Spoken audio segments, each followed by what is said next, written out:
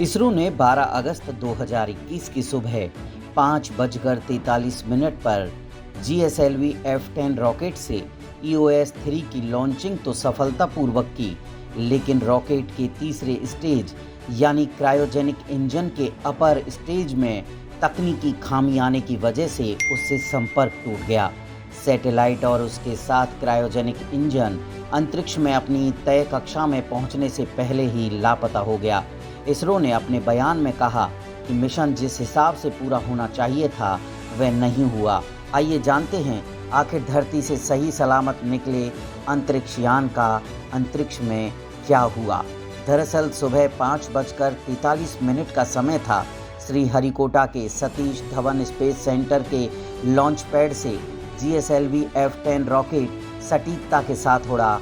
2 minute तक उड़ने के बाद पहले स्टेज यानी रॉकेट के सबसे निचले हिस्से में लगे strap on boosters 2 minute 29 second के बाद अलग हो गए।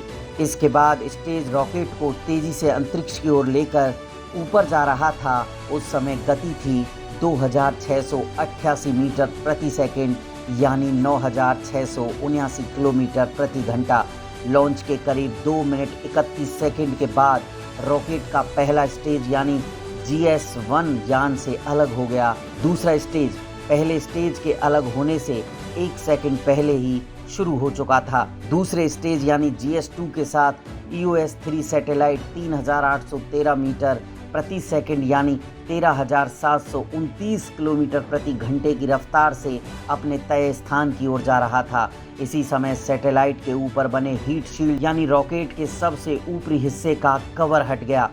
लॉन्च के करीब 4 मिनट 51 सेकंड के बाद दूसरा स्टेज बंद हुआ। इसके 4 सेकंड के बाद दूसरा स्टेज रॉकेट को छोड़कर अलग हो गया। यहाँ तक सब कुछ ठीक चल रहा था।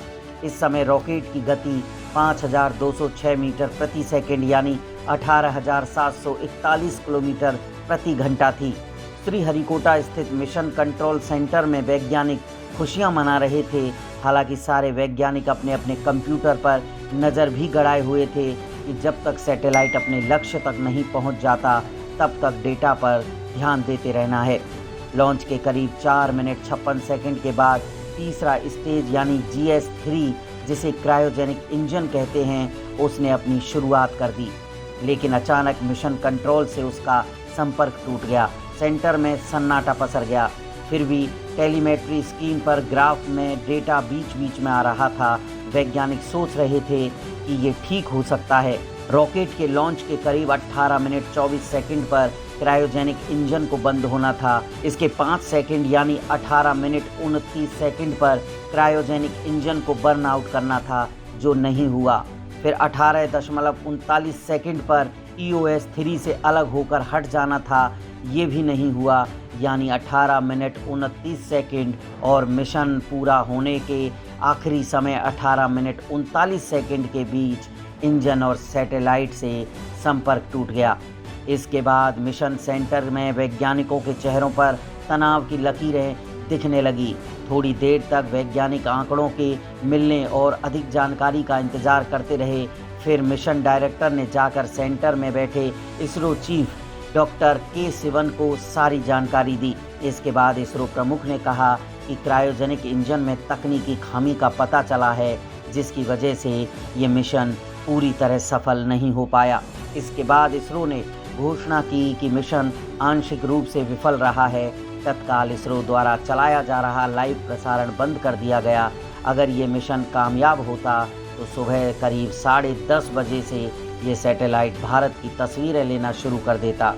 इस लॉन्च के साथ इसरो ने पहली बार 3 काम किए थे। पहला, सुबह 5:45 बजे सैटेलाइट लॉन्च किया।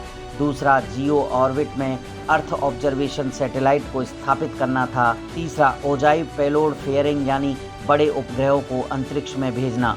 इसरो ने पहली बार सुबह 5:45 पर अपना कोई सैटेलाइट लॉन्च किया। इससे पहले कभी भी इस समय पर कोई अर्थ ऑब्जर्वेशन सैटेलाइट नहीं छोड़ा गया था। सुबह लॉन्च के मौसम के साफ रहने का फ़ायदा तो मिला, लेकिन बीच रास्ते में क्रायोजेनिक इंजन ने धोखा दे दिया। दूसरा, सूरज की रोशनी में अंतरिक्ष में उड़ रहे अपने सैटेलाइट पर नज़र रखने में आसानी होती।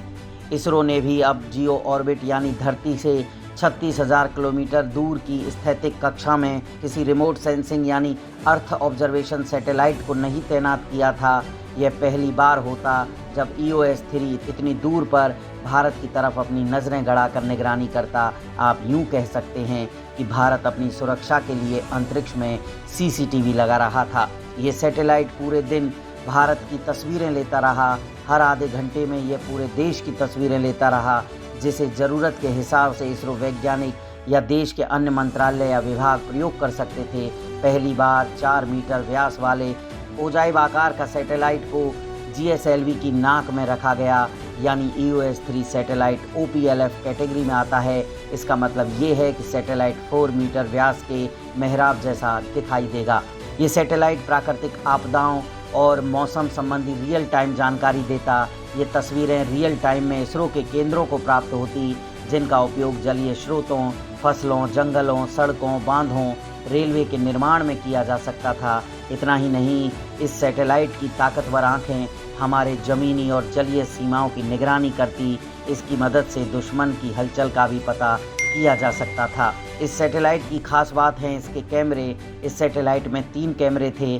पहला multi spectral visible and near infrared, दूसरा hyper spectral visible and near infrared और तीसरा hyper spectral short wave infrared. पहले कैमरे का रेजोल्यूशन 42 मीटर, दूसरे का 318 मीटर और तीसरे का 191 मीटर, यानी इस आकृति की वस्तु इस कैमरे में आसानी से कैद हो जाती। विजिबल कैमरा यानी दिन में काम करने वाला कैमरा जो सामान्य तस्वीरें खींचेगा। इसके अलावा इसमें इंफ्रारेड कैमरा भी लगा है जो रात में तस्वीरें लेगा, यानी भारत की सीमा पर किसी तरह की गतिविधि हुई तो EOS-3 सैटेलाइट के कैमरों की नज़र से बचेगी नहीं। खोज वर्ल्ड में आज इतना ही। फिर मिलेंगे एक ताज़ा तरीन जानकारी के साथ। तब तक दीजिए इजाज़त। नमस्कार।